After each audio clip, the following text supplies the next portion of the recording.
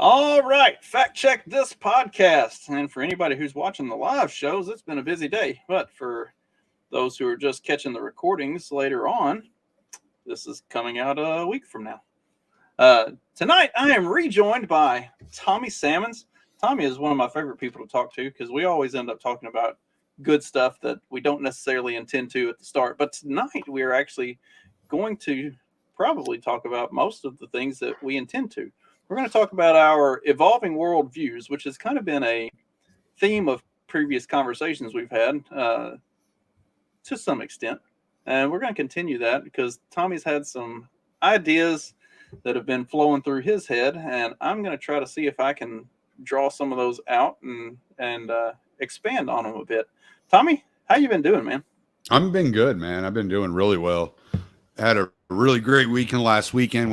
Went up to Houston, hung out with the parents, saw my kids, got to hang out with my granddaughter. So yeah, I'm doing well.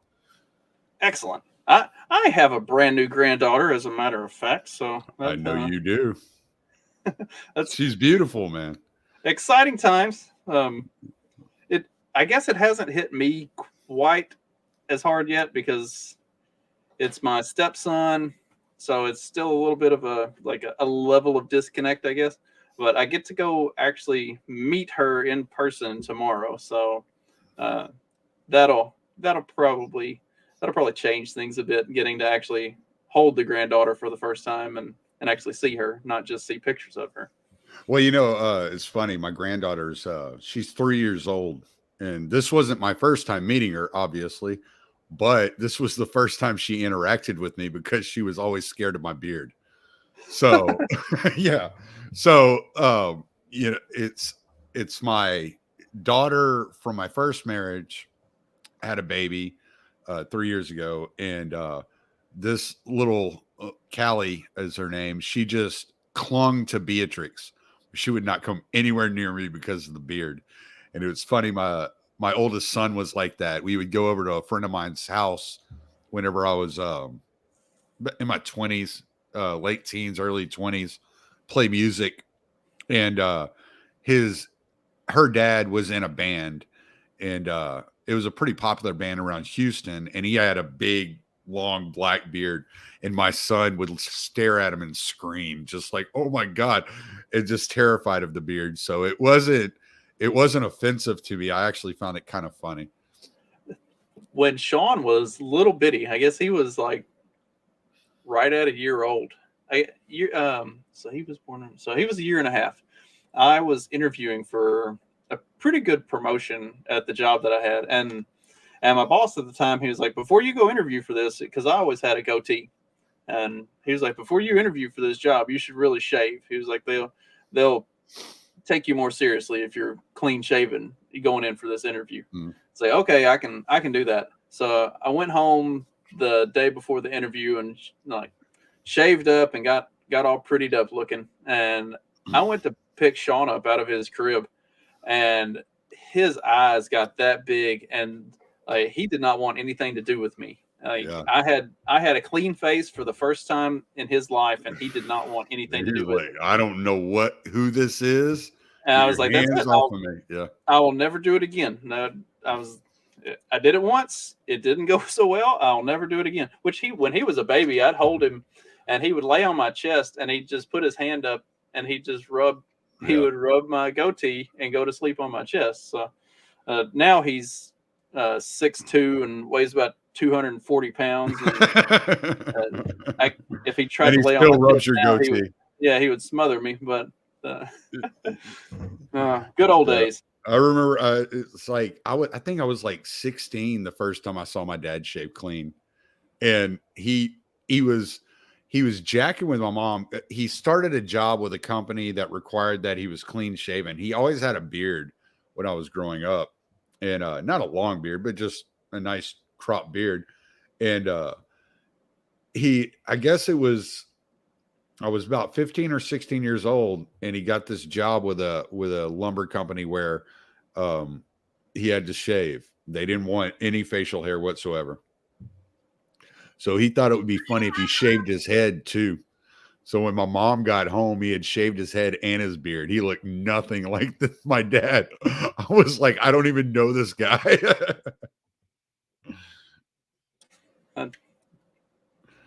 It's funny how appearances are really kind of ingrained with people when we go changing them. It's kind of it really messes with stuff. Yeah. I had long hair for the longest time. I let my hair grow out for better part of 3 years, and at the time when I cut it, it was down past my shoulders. It was about to right there, and when I cut it, like now when I look back at pictures of that, I can't believe that I ever had my hair that long, because until that point I'd always kept my hair about like this, and ever since then I've kept my hair about like this. But for that 3 year period where I grew it out, it just looks so different. But there were also people that worked with me at that time that they didn't know me any other way except that for having long hair. So when I cut it, it was like a complete shell shock to a bunch of the people that I worked with. So it's funny how how our appearances kind of influence the way people look at us and think about us, and just generally speaking, interact with us. Yeah, we always joke when Beatrix like goes somewhere without glasses on, or meets or like interacts with somebody and she doesn't have her glasses on. It's the first time she's ever interacted with them without her glasses. We call it her Clark Kent disguise, because she looks completely like a completely different person. That is really funny, because it's always the joke of, how could Clark Kent just take glasses off and become Superman and nobody knows who he is? And then, like, if you know somebody that wears glasses all the time and then you see them without their glasses, they are almost unrecognizable. It's not that far fetched when you do really know somebody who just wears glasses all the time and you see them without. Yeah, it is. It's funny. I'll send you some pictures later. Oh, that'd be awesome. Let's kind of dive into our evolving worldviews. And I think the more interesting part of this conversation, because I'm sure we could spend most of the night talking about our evolving political views on stuff, but I think that's actually the less interesting thing, because we've gone down similar roads that a lot of others have gone down, and it's been talked about on podcast after podcast after podcast over the last year of the way COVID has kind of changed the way people think about things and look at things, especially on the political spectrum. But I think you are experiencing some interesting growth and changes in like your personal and spiritual life as well. And I think those are more interesting, especially in light of like some of my Substack writing, or all of my Substack writing for the last 3 or 4 months, has been based on the current state of modern Christianity, especially Western Christianity, and the departure from true biblical orthodox type of values that the Christian church had always held, and kind of the cuckolding of Christianity by progressivism really is, I think, the best way to describe it. So that's been something that's really been weighing on me a lot. And I know you've been taking a spiritual journey over the last several months and even year. So let's kind of get into that. How has some of that been evolving and changing for you? Not just over the last year and a half, but like over the course of your life a bit. Okay, so I think in order to touch on the subject, we have to unfortunately get into the political a little bit. I think that's a necessary angle we have to get into. For most of my life, I wasn't political. Like, I was pretty apolitical. I didn't really care about politics. I never paid attention to them. And that really went, as I became more interested in politics, that view of politics really shaped the way that I interacted with politics. Right. So it was really the reason why I was drawn to libertarianism, because, I always had kind of a screw the government kind of mentality. So therefore the libertarian angle was just amplifying screw the government. All right. So, but whenever I got involved in politics, it wasn't for the sake of politics. It was because I was trying to figure out how the world operated. I was I wanted a blueprint that I could lay out and say, okay, this is how the world operates. How am I supposed to engage in it? And I got caught up in libertarianism, and I don't regret it. I actually still adhere to a lot of the political philosophy of libertarianism. Problem is, Marx won that battle to where if you listen to a Marxist talk and you start talking to a Marxist, what they do is everything's politics, right? And for me, my entire life, nothing was politics. It was all like, yeah, whatever. I don't care about all that stuff, you know? Um, but then you slowly started seeing in the society, everything became political, everything. So you had to take a side. You had to choose one side or the other. You had to figure out, you had to draw that red line in the sand and pick a side. And I've come to the understanding, which I had this conversation with LB Moonies the other day in kind of short form fashion. I've come to the understanding that a political philosophy like libertarianism is a solid political philosophy for the lane of politics, but it is not a worldview, and it is not a worldview that you can build your set of ideals and your life structure upon. And what has happened, because Marx won the argument and made everything political, a lot of libertarians utilize libertarian political philosophy as a worldview when it's not meant to be that. It is literally meant to be a political philosophy that you engage politics with. So I had fallen into that trap to where I had structured my entire chain of thought, my entire life around the political philosophy, and tried to manipulate that into becoming a worldview. And whenever you do that, you're building your house on sand. I thought that was a good start. Yeah, that was a really good start. And that is because I have, I don't know, we talked about it a little bit on my show Friday night. Like, I started out very like BoomerCon, for lack of a better way of putting it. Like, I was a George W. Bush Republican in the early 2000s. I went traveling to campaign for W in 04. Like, I was gung ho, and it was because I was young and dumb and I didn't have an actual worldview.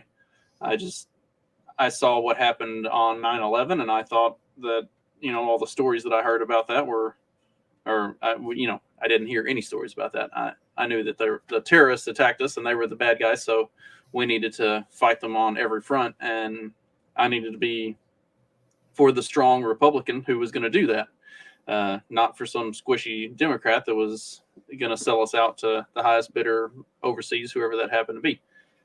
And then as the war drug on and never seemed to end, and I started to grow up a little bit and figure out what was actually going on in the world, I kind of became apolitical, for lack of a better way of defining it. Like, I realized that the system was rigged when they nominated McCain in 08, and then they turn around and nominate Romney in 12. It's like they're not serious about winning. They don't actually, like, the game is rigged. They don't actually care. Yeah. Like the too big to fail bailouts in 08, with the crash and the recession and everything. Like, it's like this is not what Republicans are supposed to be about. And that kind of disenfranchised me to the whole thing for a while. And I started seeing libertarian ideas and libertarian principles, and I was like, those are things that I could actually get behind. And so I started paying a little more attention to politics, just from a sense of, I can use this libertarian stuff to say that both sides are equally worthless. And that was kind of it. That was my political philosophy for a while, was just both sides are dumb. Everything is rigged. at least these guys are saying, hey, or at least these guys who call themselves libertarians are saying the right things. Even if and I always kind of felt like that as a political party, it was kind of useless, but they said the right things. And that was good enough for me because I was mostly apathetic to it anyway. And then, and then you get 2020 and all of that. But as we're leading up to that, I also, like we had talked about on your show about a year ago, I had my divorce and everything that came with that, and a lot of personal and spiritual growth that came through that. So as I'm kind of developing more of my libertarian-esque philosophical and religious worldviews, because that was around the time when I started spending a lot of time reading the Quran, reading the Dhammapada, studying different religions and stuff like that. And none of it ever caused me to sway in my Christian beliefs. It actually kind of helped round me out and give me a better understanding of my own beliefs, and kind of built my own faith even stronger through understanding all of that other stuff and learning those other faiths and religions and what they were all about. So it was kind of moving me in that direction politically, where I was learning about a lot of other stuff, which opened me up to wanting to learn about a lot of other stuff. So that when I did start to become more political, instead of being like just boomer con, everything is right wing, now I'm open to looking at what's the Green Party saying? What are the libertarians saying? What is communism actually about? Like I read the Communist Manifesto a couple times. I still need to get a copy of Mao's Little Red Book, but I've read it, but I don't have one. I've been told I need one, and which I do. I need to add that to my collection of things that I have, because they're all things that are important to figuring out your worldview, and then expanding on it and finding out what are other worldviews, and how do these all mesh together to make everything that we've got going on. So the libertarianism was a fun little romp for a couple years of expanding the way that I was thinking about everything. And like you said, like I don't regret that at all. I do look back at some of the things that I said a couple of years ago, and I'm like, ooh, I was kind of one of those cringy libertarians. Like I was definitely hitting the neither right nor left pipe pretty hard there for a while. And in hindsight,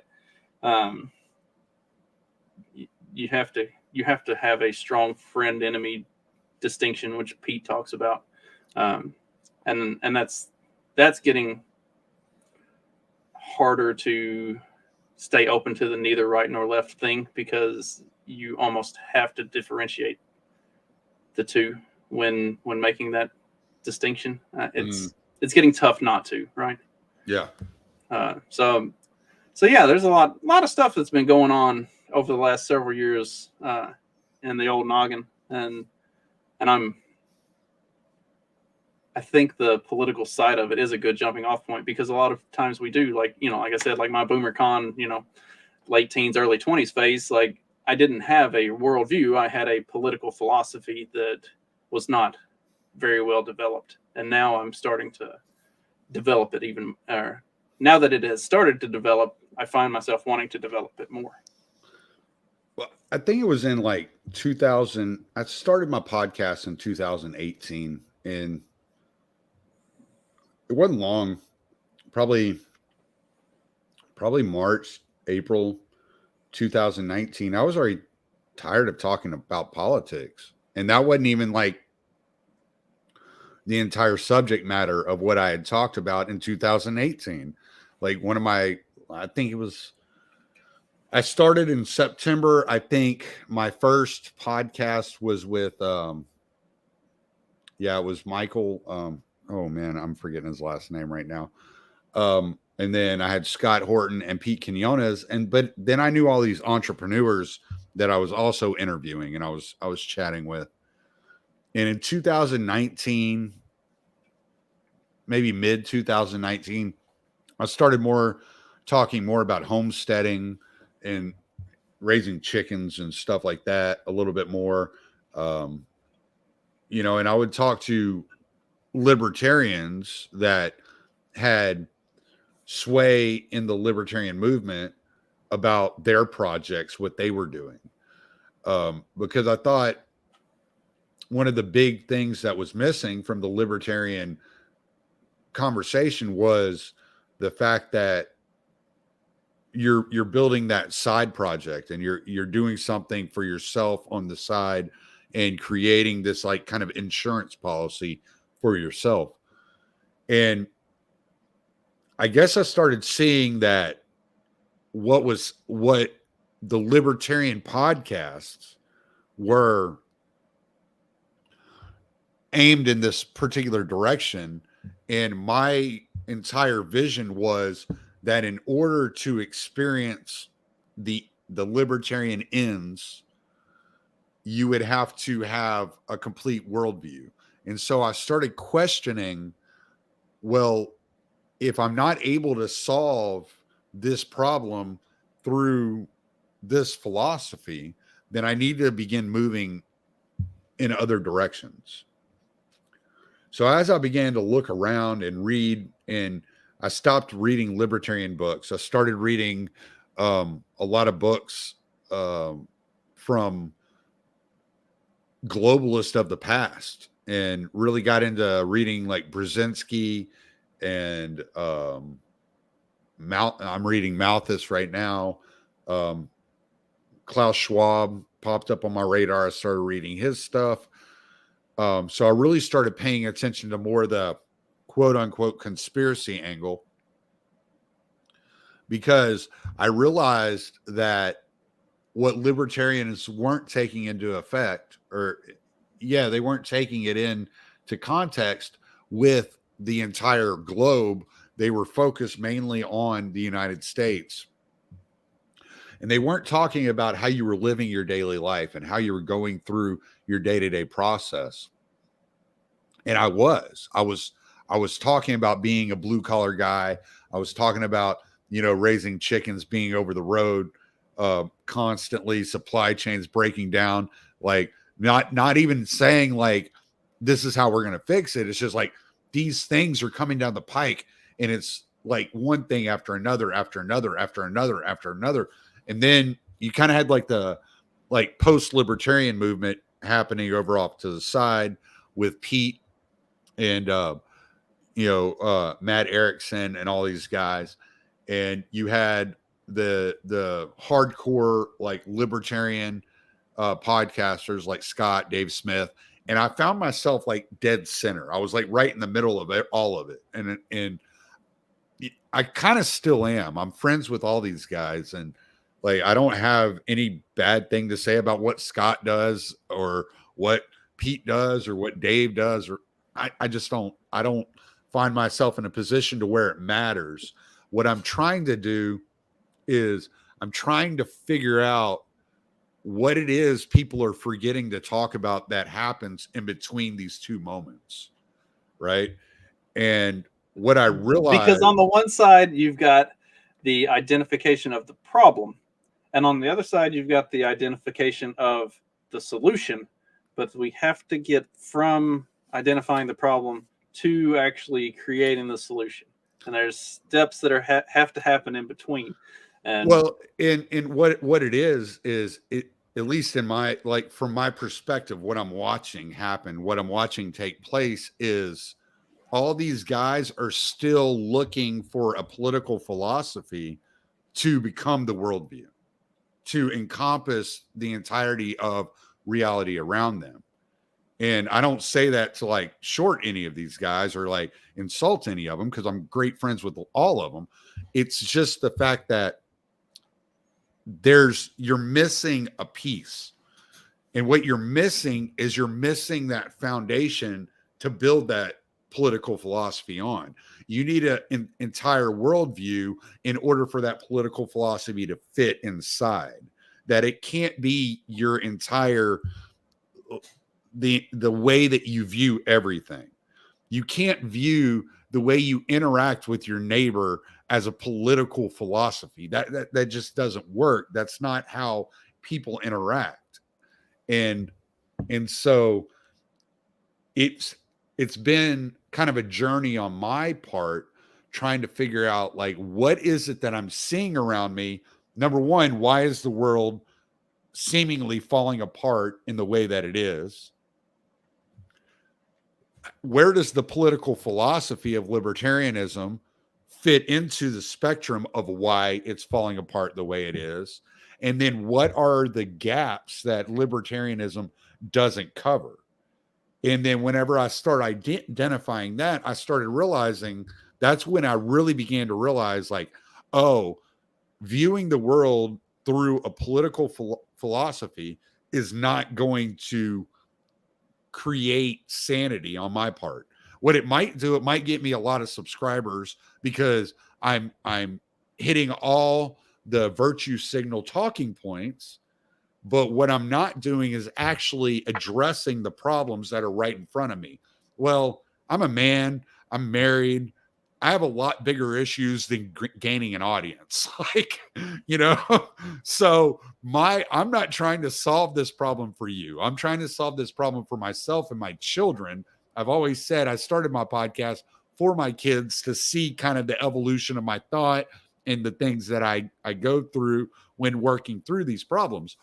So I want to give the most honest, truthful breakdown of everything around me that I see and how it can be addressed. And what I realized is that this narrow political philosophy was a piece of the way I see the world, and it was a piece of the way I interact with the world, but it could not be the totality of how I went through my daily life. Yes. And it can speak to some of the things that you're using to figure out how you're going through your daily life, but it's not the end all solution to the questions that you have in your mind. Like a political philosophy is never going to answer all of the questions that you have for life. Like it's just not, they're not built on that type of a thing. Right. And the ones that are built on that type of a thing are, I would argue, aren't actually political philosophies. They are a spiritual philosophy, like Kama Sutra. Yeah, or like the politics of Islam are the faith of Islam. That's not it's not a political philosophy. It is a religious ideal, and it's an actual worldview, and it's an actual lifestyle. It's not right. Like the only time that politics is going to influence every aspect of your life is if every aspect of your life, including politics, is built into your worldview and your and the thing that you have to make the politics the religion. That's the problem. And I was never willing to do that. I was always like, yeah, it's like, screw those guys. I don't care. I don't like all that shit. So, and these days, the ones that you see who have made politics their religion are the ones who have no other religion than like the ones on the left specifically. Like that is their religion. Their religion is progressivism. Right. Well, and even some libertarians. Right. So there's a serious issue that we have when we're utilizing the term libertarian, because of there are different types of people that use that term in different ways. Now, I quote unquote officially abandoned the term libertarian in 2019 when I heard Tucker Carlson say that Hillary Clinton was promoting libertarian foreign policy, right? Through all these engagements overseas. And I'm like, this guy had, like, if that's what normies think libertarian is, I want nothing to do with it. But I still operate and I conduct my business and my podcast through the Libertarian Institute. I mean, that's where I operate at. So I have a lot in common with like the Patrick McFarlane, Keith Knight, Scott Horton libertarians, right? It's the Cato reason hedonist libertarians that I have a serious issue with, because that is not the same strain of libertarianism that I imagine it to be. I imagine a political philosophy that you are utilizing to engage with politics from this line of thought, and that you're doing everything within your power to get, to vote or act in the political manner in a way that moves the politics to kind of what your worldview would be, or what your framing would be of where politics should be. The reason Cato hedonistic libertarianism has created libertarianism as a kind of soft religion, to where everything in your world, everything in your life has to be viewed through the lens of libertarianism, right? What I've discovered is this is a result of the atheistic mindset invading society, right? So, I mean, just to be honest, my wife's an atheist. I have no issues with individual atheism. That doesn't bother me. It's societal atheism that's the issue, right? As the society has moved into a more atheistic position, it has grown more and more unstable. Now, I don't view this as just coincidence. When you look at the Soviet Union, what atheism led to in the Soviet Union, Solzhenitsyn writes that he had to get locked up in the gulag in order to go through that struggle and find faith. And what I'm witnessing right now in our world around us is a situation into which the gulag is a panopticon. It's a technology gulag, right? I've heard people call it a techno ghetto, or a technological ghetto, right? But really, it's a type of gulag that you're locked into, and by being locked into it, you're able to function within society. If you end up on the outskirts of it, if you get thrown out, you get ostracized, then you can't bank, you have trouble finding jobs or making money, or buying stocks, or engaging in any kind of future endeavors or communicating with people, because everything's run through technology now. Now they've figured out a way to lock everybody into these gulags, make people want to stay within the gulag, because outside the gulag, it's the wilderness and it's chaos out there, right? And so that's what I'm seeing, and I'm tying this directly to an atheistic worldview. Whereas if you look at the rise of democracy, I've said this several times, democracy, yes, it's two wolves and a sheep voting for what's for dinner. Worse than that, it is morality by popular opinion. Popular demand determines what your morality is. Your morality no longer comes from a higher power. The group think is the higher power. The hive mind determines. If 51% determine that this is morality, that we should be cutting the genitals off of children, the 49% need to shut up. Well, that's not morality, right? That's a mob. That's a cult. Well, and I don't want to be part of a cult. Yeah.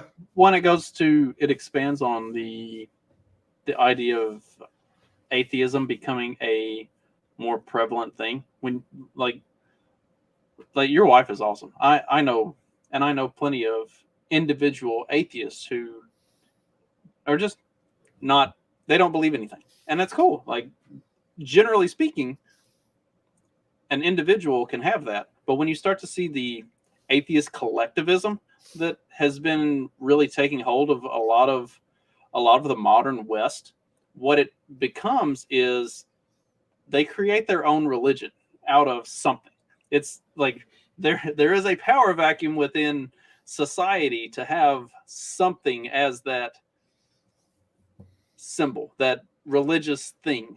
And if it's not Christ, if it's not the church, they make something else to be that thing.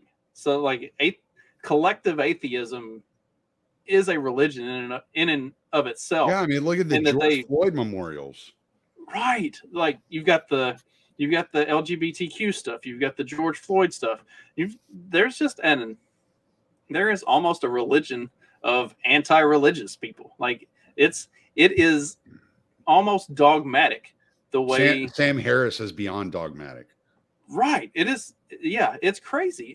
But it is a religion unto itself to be anti-religious for some of these. And it's always like a groupthink thing. It's people crave connection. And if you're not getting it from something that's faith-based, then you create it based on a faith in something that you find.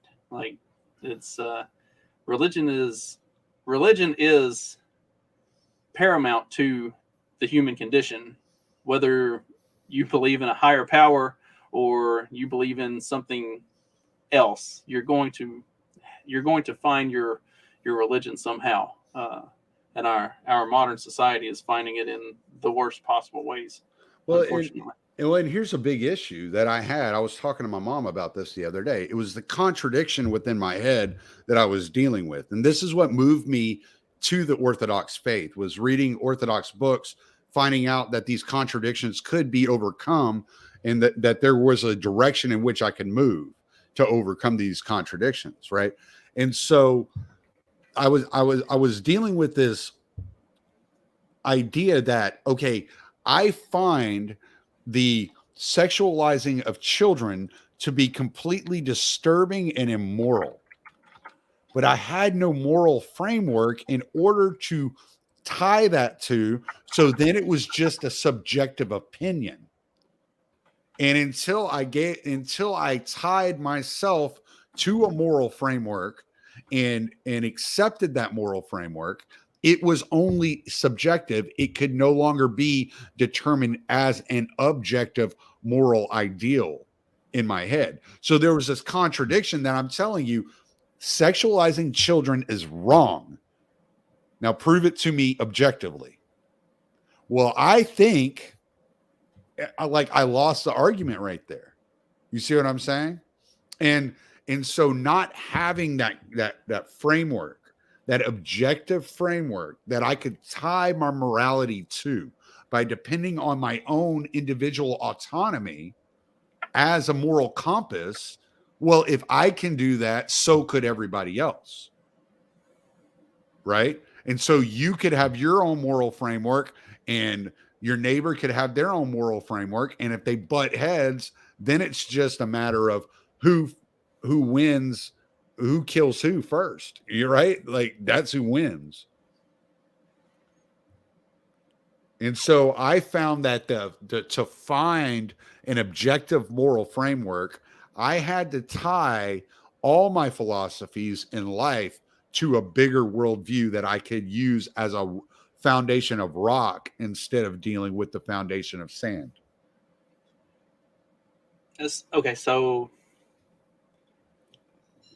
how does that bring you into the steps you've taken with orthodoxy, and how has that kind of rounded out your worldview on a lot of this stuff? I had a bad experiences with people in the field of religion as I was growing up. There were incidents and that where it embittered me, and eventually it ran me away from any sort of religiosity. I began to call myself agnostic, and I stayed in that arena for 11 years. And it was how I moved into the realm of orthodoxy was a large struggle. I mean, you saw part of this, like you would hear me talk about it. There was a lot of struggle. There was a lot of fighting, a a lot of not wanting to give up that autonomy. And I knew it was going to be a change in my lifestyle, and I didn't know if I was willing to give that up and to move in that direction. So there was a lot of my own pride and subjective reasoning, fighting the objective kind of like framework that I was seeing. So what I was going through was, I see this framework, I see what's happening in front of me, and I see how it all fits together, and I see how it creates this complete worldview in which I can operate within, and everything. There are no more contradictions taking place within my mind. I can actually like work through this stuff and be pointed in an honest direction, or I can stay comfortable. And that was the fight. It was like, I'm really comfortable. Like, my life is good. I don't have like personal problems, for the most part. Like, I mean, a lot less than most people do. There's no drama in my life. It's very laid back. I go to work, I come home, I hang out with my wife, drink a few beers, we eat, we go to bed. Like, there's not a whole lot going on there. It's pretty easy. I have a pretty easy life. I have chickens and dogs and pond, and I'm pretty good, man. Everything's fine. So it wasn't one of these situations where I was like in this like slide downhill to where I had to restructure my entire life, or it's all going to fall apart on me. It wasn't that. It was all internal. It was all psychological with me. How do when I entered libertarianism, whenever I came to that libertarian philosophy, I was searching for truth, and this search for truth never stopped. And it just, as it got closer to orthodoxy, it got a lot more uncomfortable. Like, whenever I'm learning a lot of new stuff, I was like, all right, yeah, it's cool. But when learning all this new stuff put me in a position to where I'm facing religion and faith, and I'm like, that can't be the only combatant to the lies and the destruction we see around us. And so I struggled. I struggled constantly, looking around, trying to figure it out. Drove me crazy. For over a year, I struggled. Even my priest, Father Michael, he even made a comment whenever I finally did commit to joining the church. He said, it took you long enough. You've been coming here almost every week for over a year, and I couldn't even get you to come to a catechumen class for 8 months. Our first conversation was the Sunday afternoon that you had attended your first service. Yeah. And I really enjoyed it. I loved it. There was no reason there was nothing but love and respect for what they were doing. It was just this internal fight, this internal thing that I'm dealing with. Like, it's like, man, do I really need to change my whole life? Do I really need to flip this upside down, and start changing habits and do this? I'm really comfortable. I'm really in a good spot. There's nothing going on. But because of the podcasting and this just constant search that I've been on for, I don't know, since 2015, I guess.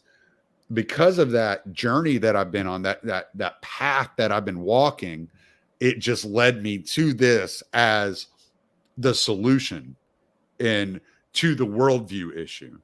And it was very uncomfortable. I didn't enjoy it at all. I still, there are moments where I'm like, oh gosh, what am I doing?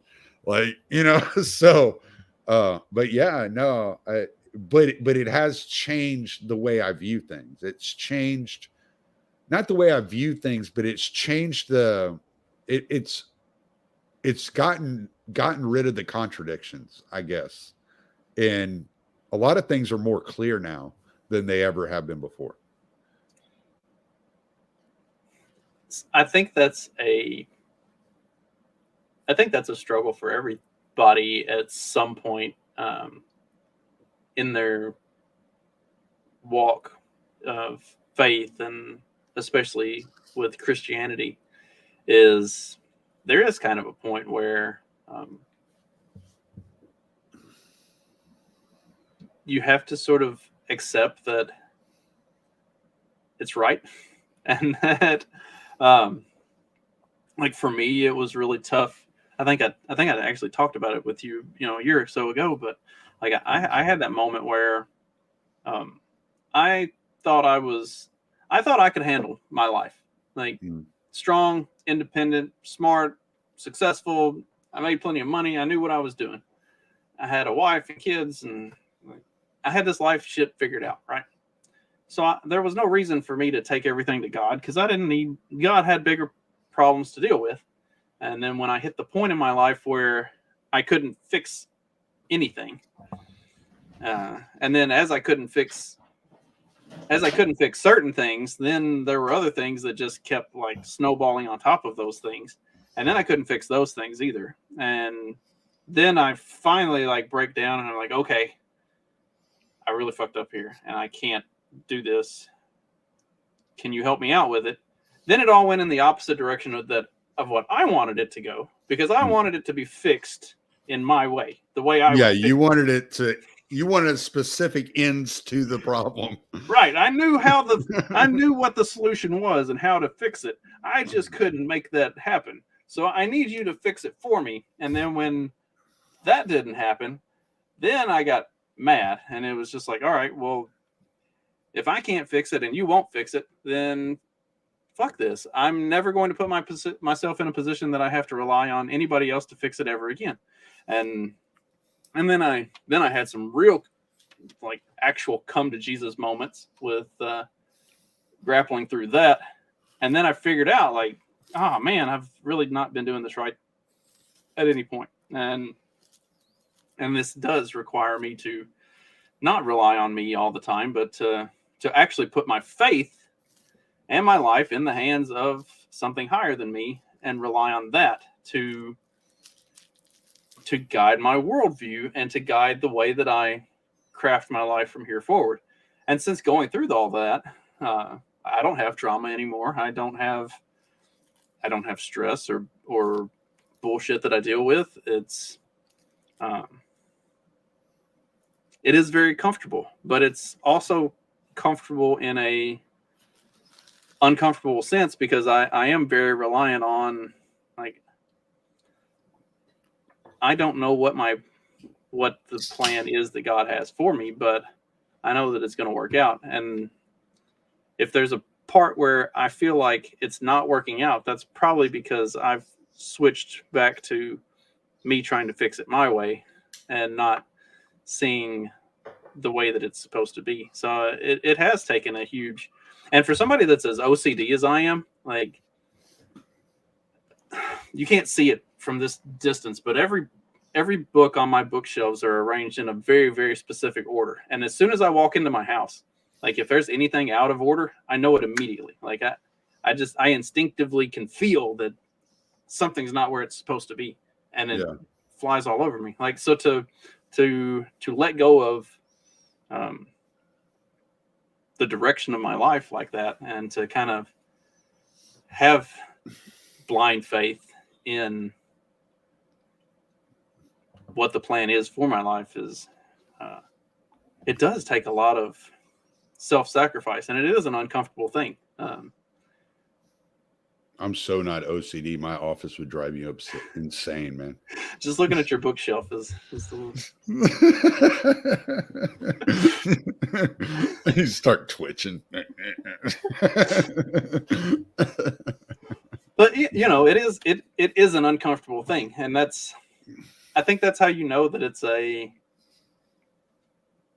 worldview, and it's something that has value, and it's not just a philosophy that is not going to impact things one way or the other. Well, it's like I'll bring this back to the conversation I had with my mom the other day. It's a worldview that I'm able to take the principles of and I'm able to incorporate the patterns that I see within Christianity and lay them on top of the world and make sense of what I'm seeing in front of me. Right. And so I couldn't do that with libertarianism. I could never say the non-aggression principle fixes the reason that a 4-year-old has cancer. But by taking that Christian worldview and understanding it and laying it and patterning it on top of the world, I can then make sense of what happened, why this is occurring. Right. I can then understand, like, if I were it, okay, let's just take one of my situations in my life, for instance. Libertarianism has never given me a solution as to how to deal with my daughter who did not want anything to do with me for years because her mother was telling her lies about me, making me sound like a horrible human being. Libertarianism doesn't give me a way to operate within that problem. So then I'm stuck frustrated because I have that, if that's my worldview and I'm painting everything in that light, well, if I just am obey the nap, then my daughter will love me again. Like, no, that's not the way this works, right? I have to find a bigger, broader spectrum of how to view the world that is non-contradictory, which is hard. Like any kind of worldview that is non-contradictory is going to be very few and far between. And so I have to find a way to view this situation and pattern a sort of worldview on top of it in order for me to understand it. And therefore I can work through it without going insane. How do I do that? How do I encounter that? And it's not libertarianism that helps me through that. It is the fact that I am able to look at the map of the world through the Orthodox Christian lens, understand the teachings of the Christian faith, and therefore understand not only why my ex-wife did the things she did, but why my daughter believed them, and how then I should interact moving forward in order to repair that relationship, which is the ultimate goal. The ultimate goal is not to point the finger and cast blame, as good as that may make you feel. The ultimate goal is to repair the relationship.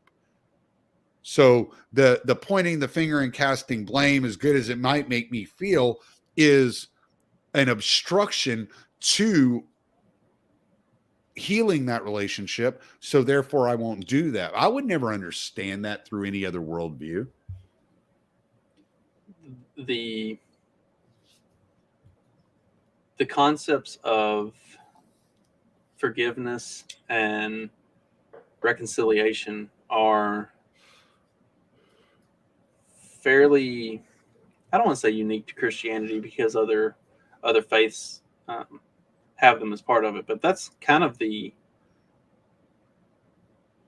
fundamental staple of Christianity. I mean, Jesus on the cross is all of that wrapped up into this one moment of, like, that is our forgiveness and redemption. And you can't separate that Christian faith from that in any way. There are other tenets of other religions that you can kind of build your worldview around outside of that, but that's the staple of Christianity that you can't get away from, and that's I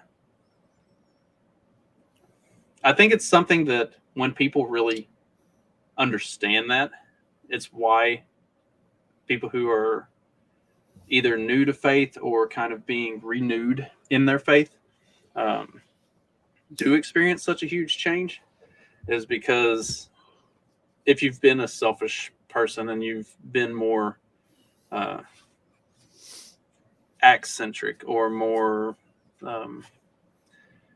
be or something like that, like when you get to the heart of forgiveness and reconciliation, it really changes things. Um, I was able to get over the bitterness of my divorce relatively quickly, because around that time I was also going through my kind of renewing of my faith, and kind of figuring out where I had gone wrong in what I thought had been my faith prior to that.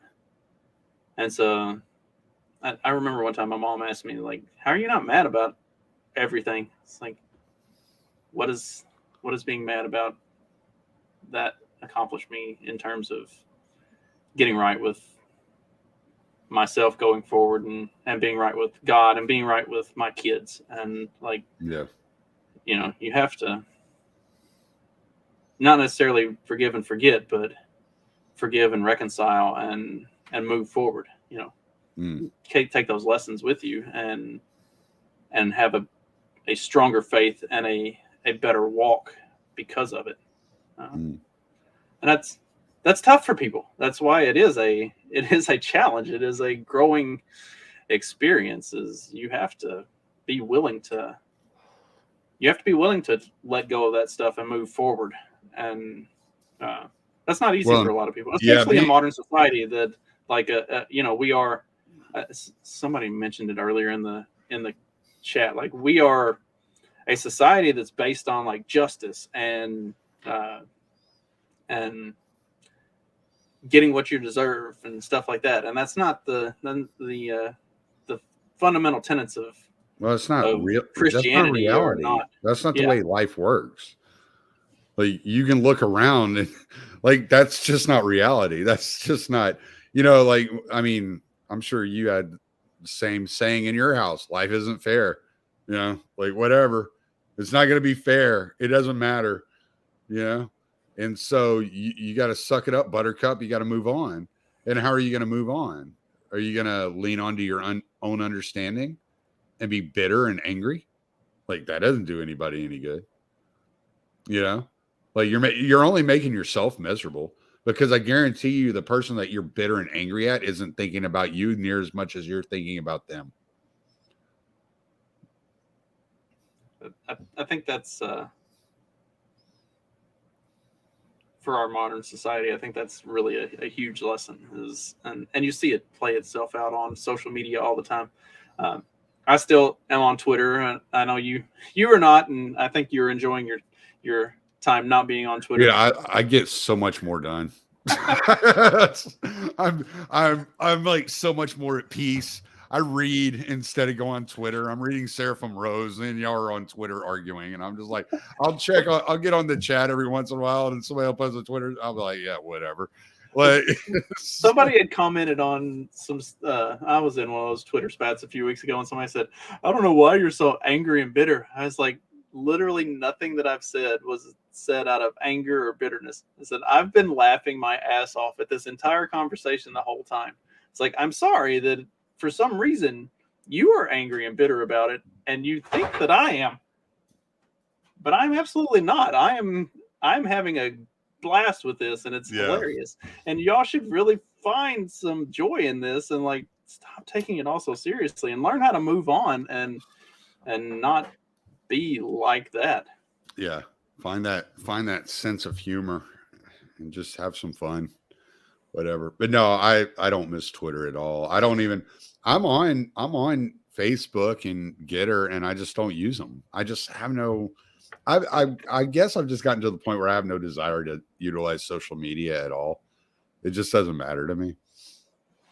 I mean, for all I know, they've restored my Twitter account since Elon Musk took over. I don't even check. It's like, I'm like, whatever, I don't care. Steven, I don't know if the goat broke in or what the sound was. I have my spear at the ready as always. So if something comes around that corner, I am prepared to attack whatever it is. But it sounded like a dog shaking its head, but it's just a dumbass kid. It's just a dumbass kid. All right, look, sorry. Oh, that one again? You know, you can't come busting in the house like that. Like, I'm always ready to attack. Okay? Leave me alone, man. You would think he would know better at this point after I almost knocked him downstairs one night when he tried to jump out and scare me. My instincts are I was trying to be quiet. I'm sorry. All right. my fight or flight instincts are murder, murder, murder, and then figure out what it was that I just hit after I'm done. Yeah, you're a child. He jumped out from around the corner one night trying to scare me, and I punched him straight in the chest. And then as soon as I hit him, I realized it was him, and I grabbed him before he went just tumbling head over heels down the steps. I was like, dude, you have to know better than to try to jump out at me. Like my internal trigger is just whatever it is that's coming at me, I kill it first, and then I figure out what it was after I'm done with it. Yeah. Ask questions later. So, all right, we got to the bottom of what was attacking me in my house. Just a dumbass kid. Next on Ghost Stories. So we do have I have a suspicion we've got a bobcat problem again. We had a bobcat problem when we first moved in here, and I took care of that one. But I think we've got a new one, and because our regular cats have both disappeared now, and we had when we were letting the chickens free range there for a while, one of them disappeared, and then all the other ones went back to the coop and had no interest in free ranging anymore. So yeah, that'll do it. You hear stuff banging around, start wondering if it's time to start shooting again. I went. We were sitting at the kitchen table. I guess it was Christmas morning. We were sitting there, and I was watching my ducks on the pond because I can see my pond from my window, and so I'm watching the ducks, and something caught my eye, and I look up. I kind of look up off the pond and I see a big freaking coyote, and I mean this coyote is almost wolf size, like huge, and I was like, crap. I was like, so I need to watch out for this guy, and by the time I got to my room and realized what it was, got to my room, got the rifle. My wife's like, don't kill it. And I'm like, no, wait. So I get out the back door and it's gone. And this morning before I went to church, I'm sitting there and I'm having a cigarette and I'm reading.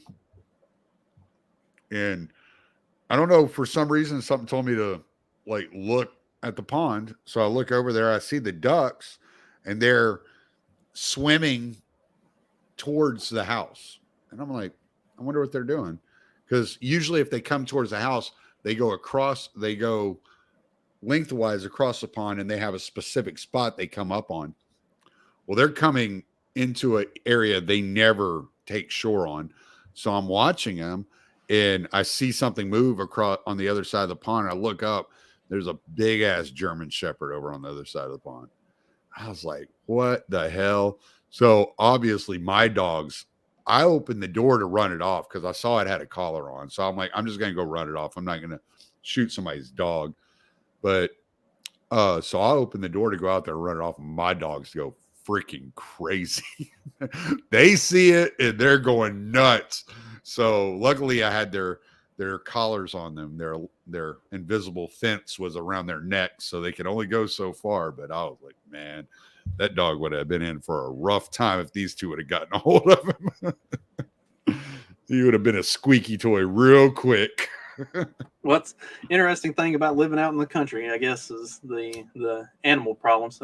I've told it on better than the people problems of the city. Very true. So I've told it on the morning show that I do. When we had our bobcat problem originally, when we moved in, we would see it out here walking across the little field in the mornings. And I was sitting here one day and the dogs were getting all worked up. And I went and looked out the back door, and sure enough, there it was prowling around the outside perimeter of the goat pen. So I keep the 22 next to the back door just for that instance. So I grabbed the 22 and shot it, and it hit the ground and rolled over and screamed, and then it took off out in the woods. So I followed the blood trail until I was sufficiently convinced that there was way too much blood on the ground for this thing to survive for very long. So I was like, okay, taken care of. Come back to the house, and sent my wife a text. I said, bobcat problem has been taken care of. And she said, did you shoot a big cat? I was like, yes, I shot a bobcat. And she said, our neighbor has a lynx, like a $3,000 pet. She said, and they let that thing roam. I was like, number one, why the fuck are you letting a $3,000 pet roam loose out here where we have bobcats and stuff? And number two, I'm positive that I shot a bobcat. And I sent her a picture of a bobcat. I was like, this is what I shot. And then she sends me a picture back of a lynx. And God, it looks exactly like a fucking bobcat. I was like, well, I'm pretty sure this is what I shot anyway. But luckily, a couple days later, I saw their lynx sitting on their porch, and so I was like, so either the bobcat moved onto their porch, or it was actually their lynx, and I was in good shape. I didn't shoot our neighbor's pet, but yeah, for a couple days I was a little bit worried. But I think lynx are slightly smaller than bobcats. Yeah, it wasn't the one that I shot was bigger. It had more of a bulk to it than the lynx. But yeah, it was the joys of living out in the country. Yeah, and having neighbors who have exotic pets for some reason, letting them wander. Yeah, why would you let them wander? That's the question. I don't mind if you have exotic pets, but if you have a $3,000 pet, you probably want to keep an eye on it. Yeah, keep that thing in your yard at least. Like, don't. Yeah. And like Sam says, I probably saved the lynx because that bobcat, our neighbor down the other way, he had a bunch of chickens at one time, and this bobcat had gotten all of his chickens. So this thing had been terrorizing the entire neighborhood for quite some time before I moved in and took care of it.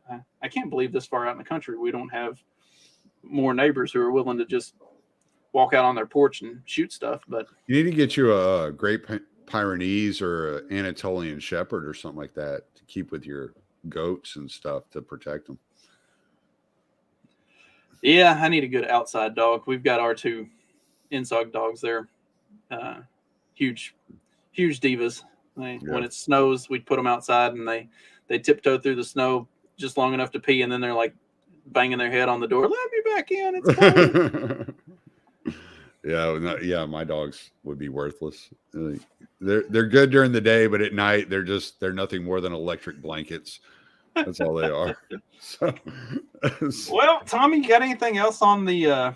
I feel like we covered this pretty thoroughly before. I think broke in and started making noise. And no, it's fine. I think we got like in like at least scratched the surface a little bit of what I was thinking of. I mean, there's still some other things that I have on my mind, but like I said, I want to sit down and write a little bit and try to work out like I'm trying to figure out how to work it linearly, because I feel like even in this conversation, I was kind of jumping, and there are gaps that need to be filled in. And I feel like if I sit down and am able to take some time to write it out, I can actually fill those gaps in and kind of put all my thoughts together. But I appreciate this. I really do. I appreciate you coming on. This has been a lot of fun. I always enjoy our chats and conversations we have. Plug all your stuff, and we will call it a wrap. Yeah, TommySalmons.com for my Substack.